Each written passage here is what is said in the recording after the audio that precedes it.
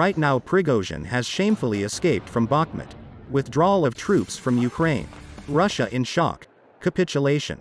The leader of the Wagner PMCS, Yevgeny Prigozhin, calls on the Kremlin to mobilize millions of Russians for war against Ukraine in the West.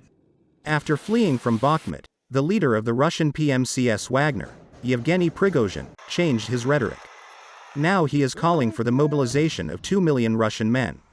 Such quotes of Prigozhin began to be published on May 31st.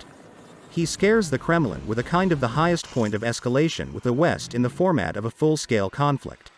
He calls for a large-scale mobilization of at least 2 million men in Russia, as well as to prepare for the transformation of Russia into North Korea. We won't have to shake hands at the summits for a long time, because, as I have said many times, we must understand that in terms of communication with everyone else, we will be like North Korea, said the leader of the PMCS. It is important to note that prior to his flight from Bakhmut, Prigozhin was mainly engaged in humiliating and blaming Defense Minister Sergei Shoigu and head of the General Staff Valery Gerasimov for all the failures at the front. Now the rhetoric has changed. Many experts believe that the leader of Wagner is plotting to overthrow the weakened dictator Putin and seize power in Russia. New statements can be part of this game. He understands perfectly well that Russia is not capable of large mobilization today. There are no resources for this.